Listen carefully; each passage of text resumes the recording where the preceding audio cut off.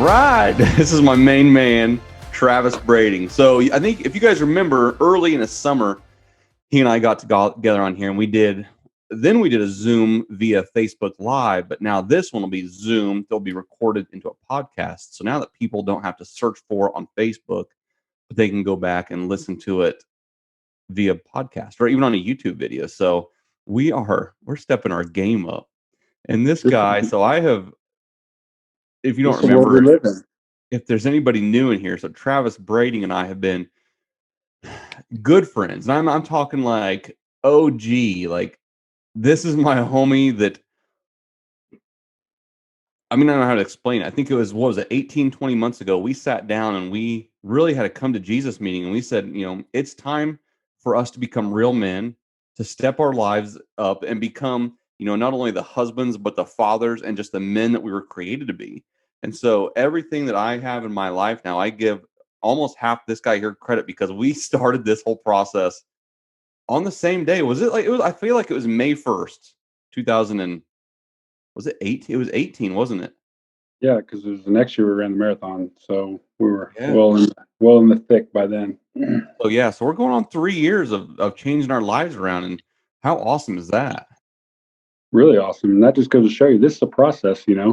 Oh, yes. So We many came a people want long way, that. but it seems like yesterday, but it was 3 years ago. Yeah, and so many people want the results right now. But you and I are living proof that we started making those small changes that have resulted. I mean, dude, your muscles are popping now. Like, I see, like, your physical fitness is like on a different level. And not only your physical fitness, but the husband that you are, the man that you are, the way that you are intentional with your kids and hanging out with them. Like, dude, I couldn't ask for a better friend in you. And so I've told people a lot of times, like, I've got an accountability partner. We text each other every morning, probably 6 days a week, between 5 and 5:30. Like, we're getting on it. And there's days that stuff happens, but like, this is the dude. This is my accountability partner. If it's 9 o'clock in the morning, I'm wondering, you all right, man? You have a heart attack or? Yeah, like the other day we left really, really early, and I was on the road, and I forgot about it. So, but I wanted you to share, and so this talk here, I thought we could just talk maybe a little business, because I know that you said that you had a story to share with me, and I was like, I want to get this on Zoom and record it, because I know if you've got a story for me, it's going to be a good story. And we talk a lot about our network equals our net worth, and then you had sent that to me. You said, dude, I got a cool story to share. So, dude, I'm ready to hear it. Let's hear it. Well, I think about that a lot. That's one of your sayings, actually. There, your network is your net worth, and you do a lot more networking than I am. You're a little more outgoing, just your personality. But I run a construction company, have for 12 years or something crazy.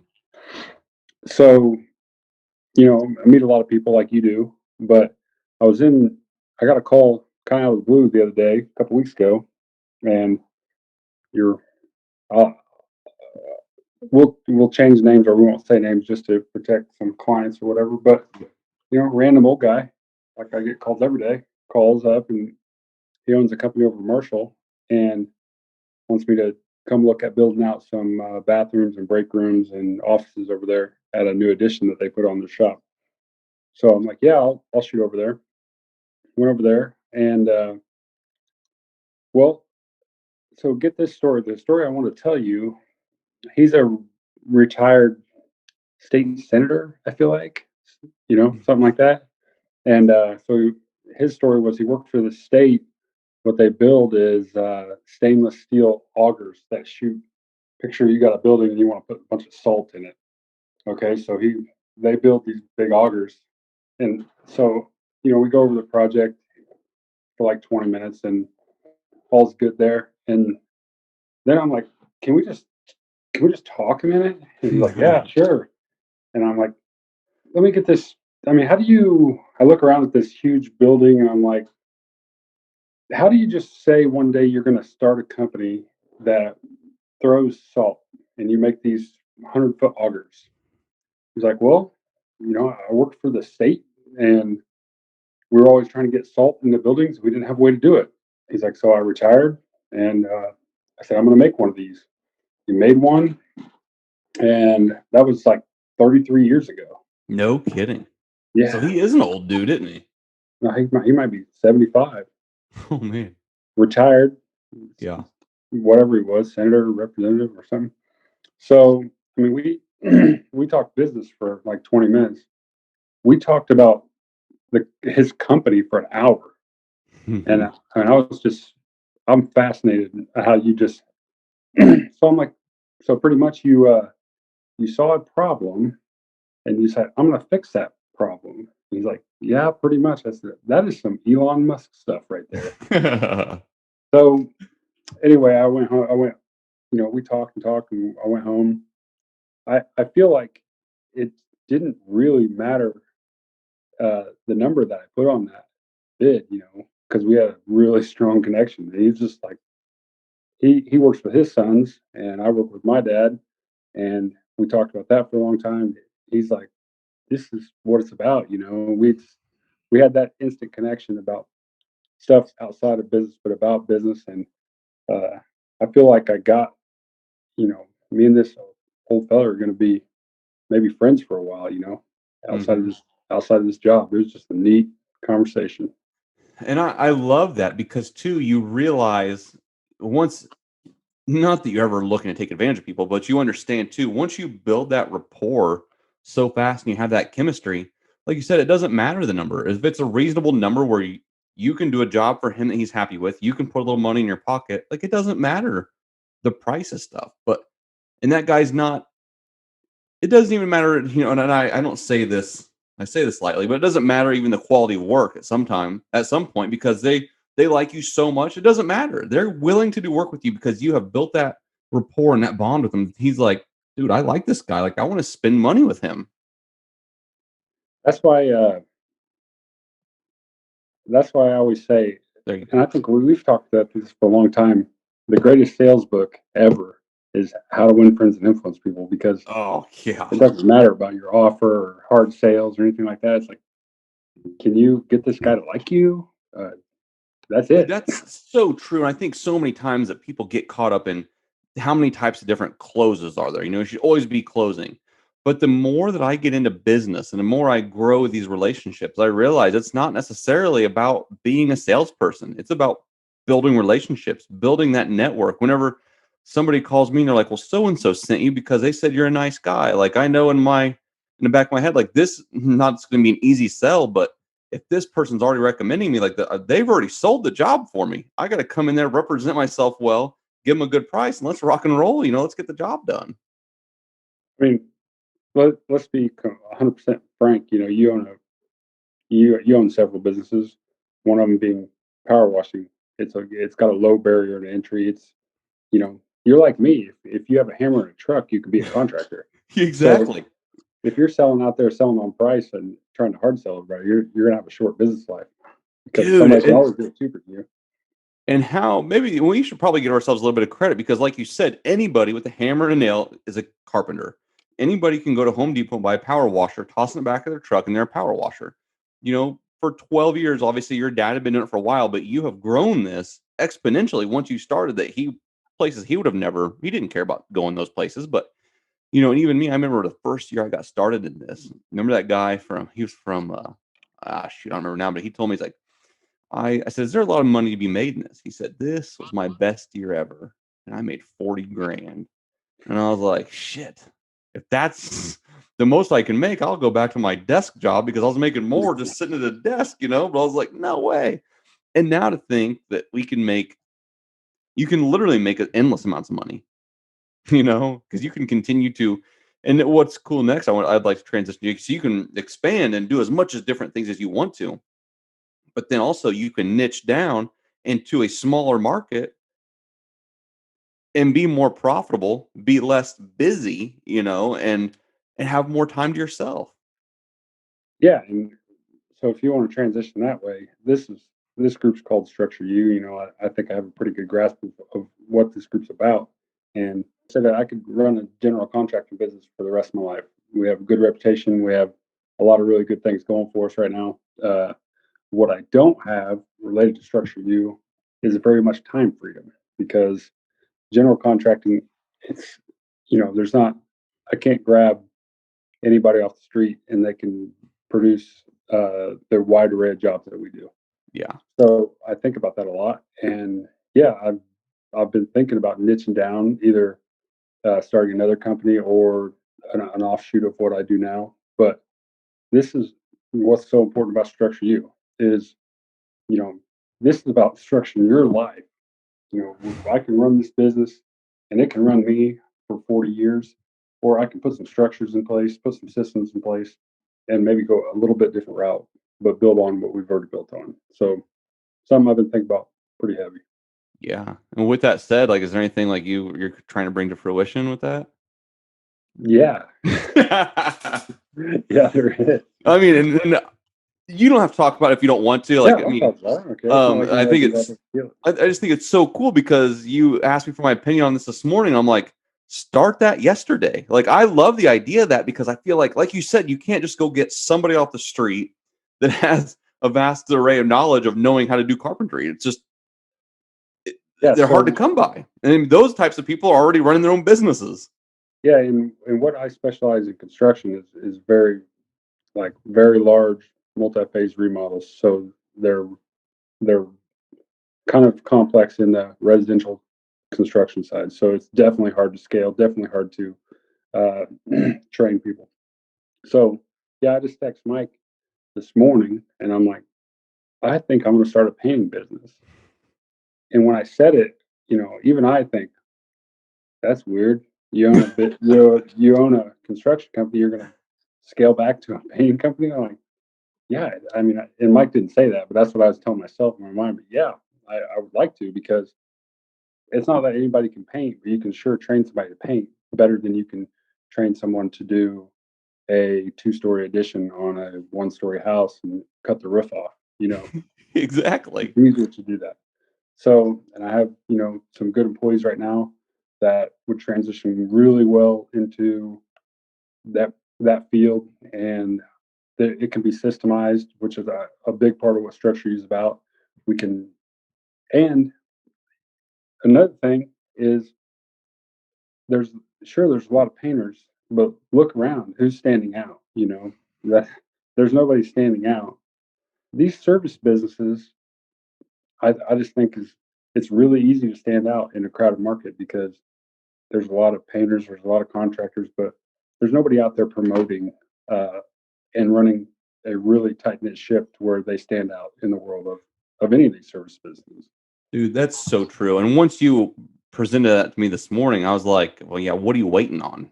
Because like you said, it almost, because the work that you do now is like, I mean, it's top notch. Like, you've built that brand that people, that's what they want. But also it almost feels like maybe you're taking a step back, but in reality, your profit margins, like you're not going to be, your time will not be so consumed. I mean, yeah, painting, but like you said, if you ask me right now, who's a good painter in Matt, Toon, Charleston area? I'm like, I don't know. You know, you don't have to I wouldn't feel like, especially with your following, what you've already created, it won't take much. And let alone, I mean, I can't imagine trying to bid out a project for some of these things that you're doing. Like, I don't even know where to start. But if you say, okay, I'm going to paint this house, the interior, the exterior, whatever it is, like, you can probably do that a lot quicker than you can on a thing. So I assume if you have a lot of jobs to do estimates on, like, you can whip through those. So what I want from you, and this is me being selfish, as being one of my really good friends, is like, I see this guy working all the time, and I'm like, dude, I want him to have some more free time. I would like to see Travis structure his time so that he could go to the gym with me. We could get these long runs in on the weekend together, and we can do more activities together. So that's me being selfish just because I like you. But I was also Hey, like, this dude works too hard too. Like, you work really hard. and on the other end of it, though, I mean, I learned a lot from you. From So you, whatever business you're in, whether you're doing crystal lights, whether you're doing power washing, I assume that you can go to a house, maybe you take some measurements, maybe you plug some numbers into something, and you can have an estimate in, uh, you know, 10 minutes. Yeah. Whereas I got 4 hours Oh, in the for basement. sure. There's been a lot of differences. So, Huge differences. and you Yeah. maybe So like, can't, and if you miss one job, you probably don't lose your house. oh yeah, exactly. Very true. And so yeah, I've always known, I'm like, this guy's just so busy. But then when you ask, you're like, what do you think about niching down? I'm like, yeah. I was talking to a guy too, a local guy that does carpet cleaning and restoration, and they do a lot of revenue. But he said, Mike, I would probably be happier if I would scale down and just have one or two vans doing carpet cleaning with like just 3 or 4 employees instead of having 12 employees doing a couple $1 million in revenue. He's like, I could scale down and make more money and probably be happier. Mhm. And I was like, man, you just kind of got to weigh the good with the bad. What do you want? I mean, yeah, it's cool that you're creating more jobs for people. You're getting more jobs done. You're creating more income. But also, you and I have both chased the dollar for a little bit here and there, and we realize that money's not going to make us any happier. What makes me happier is more time freedom to hang out with my kids and do stuff with my friends that I like. And I think life goes in phases like that too, where there's times when you want to chase the dollar and time freedom is not as important, and then you're going to go through phases where time becomes much more important to you. And I think I'm coming in. I still want to chase the dollar. I'm just a hard driver by nature, but Yeah. uh, time freedom is definitely getting more important as my kids age into a spot where I need to be around them a lot, and I have other interests. For 10 years, my health was shit, and I didn't need time to work out because I wasn't working out. But now Hmm. it's a major priority. So, uh, and just because I made fitness a priority, I didn't get an extra hour or two a day just because I made it a priority. I still got the same 24 I had. So something got to give. Oh, You got to, that's another yeah, good transition. You make time for your priorities. You make time for things that are important. And with that being said, like how much when was it that you made your health and your fitness a real priority? How long ago was that? it's been 3 years now. Has it? Because Yeah. mine hasn't. I've probably only been like a solid probably 12 months. I think I started really going to the gym 12 months ago in November. So maybe 13 months. But I remember you were on my ass for that other 2 years about going to the gym. I'm like, dude, I've got a lot of other stuff going on in my life now. Like that's not a priority. But like you said, and I thought I was busy. Dude, I don't have the time to go to the gym. But now I'm like, now I'll find a way to carve out an hour and a half or 2 hours a day to get some stuff done because not only is it important to me, but it's fun. Like I thoroughly enjoy going to the gym. I thoroughly enjoy getting up early in the morning because, and you and I are a lot in the same in this. Like we like having that mental edge. I like knowing that before 7 o'clock, I've done 4, 5, 6 hard things that most people won't do during the day, and Yeah. that's what keeps me going. Just to and I don't know that could be a bad thing. I don't know, but that's the mental edge that I get on some of those things. Yeah. And I think that, working out, it gives me more time than it takes away, Ooh, if that makes sense. yeah, You I know, like that a lot. because your energy is a lot better. You feel a lot better. You have a lot more confidence. It gives you much more than it takes. Now, something's got to give. You can't watch 12 hours Netflix and work out 2 hours a day and go to work 9 hours a day or whatever. So Question: what was your biggest weight? How much were you weighing the most? 265, What do you weigh now? 210. An honest question: do you feel better? Yeah, I feel a lot better. You feel healthier? What's Yeah, crazy is sometimes like yeah, I I'll do. have a. It's just crazy. Like I feel. I didn't think at first I felt better, but there might be like during the month of November this year, like we were balls to the wall, and I ate like garbage for the most of this month. Not that my diet's on point, but I mean, I ate worse than usual and I didn't go to the gym as much. And I could tell in that month, I was like, dude, this isn't good. Like, I'm feeling like old Mike. I got to get back. So I started running last week or something like that. But I was like, whew, it's cool now to be so mindful of where we were at in the past. Like, dude, ain't not going back there. Like, that's not worth it. Yeah, and there's a lot of different approaches to that too, and in relation to time, because something I've just noticed from afar with you is, your diet might not be as tight as mine has to be, but I dedicate about 45 minutes a day to work out. That's it. You know, whereas you're pushing the envelope on fitness wise, you might be out running for 2, 3 hours. Your diet doesn't have to be as tight as mine. So Yeah, all yeah, what you want to get out of it. There's a lot of that's ways to true. get from point A to point B too. Very true. Very true. And I think that you just make a good point on the health and fitness stuff. Though once that became a priority, and I remember hearing this from you, like So this was before. I think this was right after your first daughter was born. So it must have been 7 years ago. How old is your oldest? 9. 9. 9. Man, it must have been that long ago. But you said, if I and you were at a certain weight, you're like, if I can't get down to this to be a healthy weight for my daughter, then I'm gonna be here. I think you said a piece of shit. And I was like, "Mm." But that's where it was at. You're like, if I can't get healthy for my kids, then who can I get healthy for? But I think too in this whole process, we learned that it wasn't about our wives or our kids. We understood that we had to be personally happy. Do you remember those conversations we used to have? And I hate saying this, but we used to have these conversations where we'd say, "Can you believe our wives? If they would just change. If they would do this, this, or this, Mhm. my life would be so much better." And then one day we came in and we said, "How about we try changing? How about me and you? Like, let's be the change that we want to see in our wives. How about we start doing that?" And I remember talking a couple weeks later. I was like, "How's your marriage going?" You're like, "It's pretty good." How's yours? I'm like, "It's going a lot better." Yeah, what's funny is now I think that, and I know I've called you and told you this, like all that bullshit with my wife, that was my fault, Yeah. 100% my fault. And if you told me 10 years ago that everything was Kinder's fault, but it all starts. I just believe everything you take 100% responsibility for your life in all areas, Mm, and you really say, you know, are you the cause of this problem? And if you look really deep, all your problems are your fault.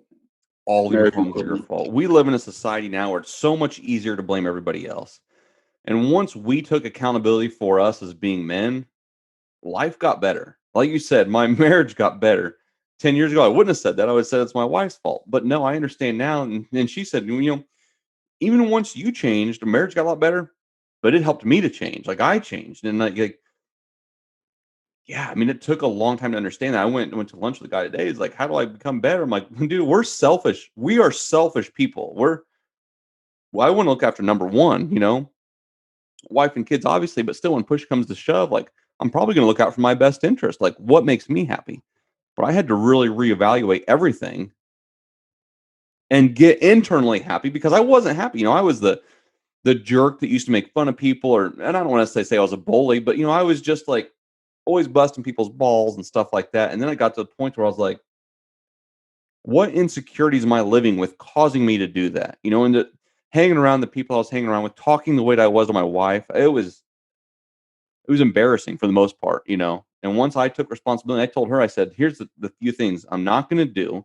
And one of them is I'm not going to talk to you like that. I'm not going to let my kids see me talk to you like that. I'm going to treat you with respect.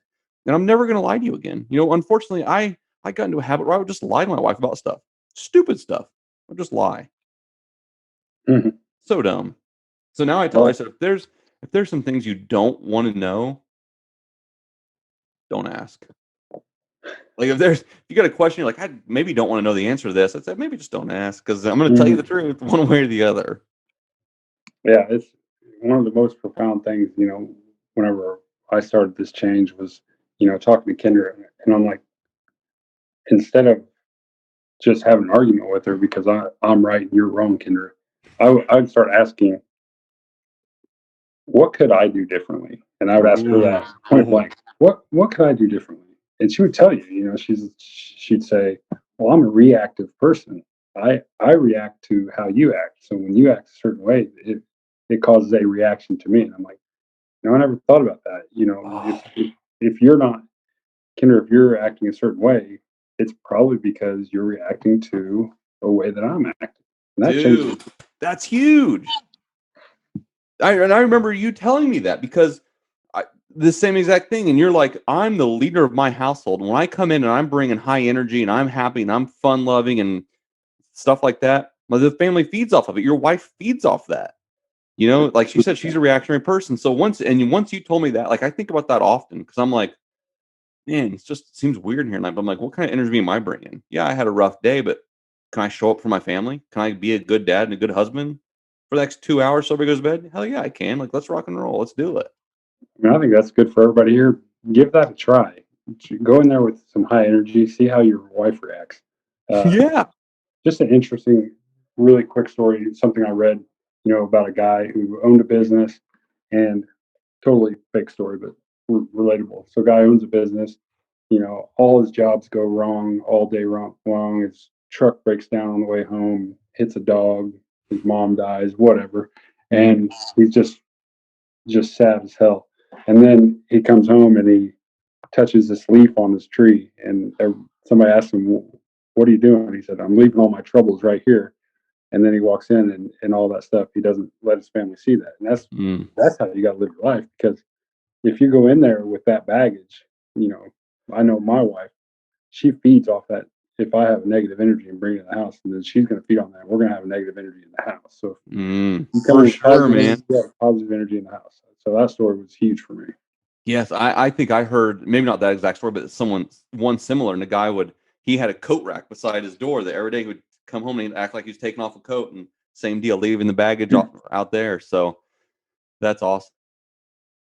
But Travis, I just appreciate you. I'm glad you're part of Structure. I'm glad you're part of my life. We've been together for a long time, but Me too. You got some really awesome people in there. I mean, I've enjoyed reading posts, and you got some really insightful and just some real killers out there, to be honest with you. Good deal. I appreciate it, and I know you got somewhere to be, but we're gonna do this again because I enjoy talking to you. And this is a conversation that if Travis and I were to get together and just sit in his office or my office, this is exactly how it goes. So this is basically like we were having a little powwow, because when I talk to Travis, like, I get super motivated. I'll leave here tonight and tomorrow I'll wake up like, I've got these ideas, or I won't be able to go to sleep tonight because I'll be like, I got these ideas now after talking to you. So it's cool, man. I love it. I love that we need to make more of a habit.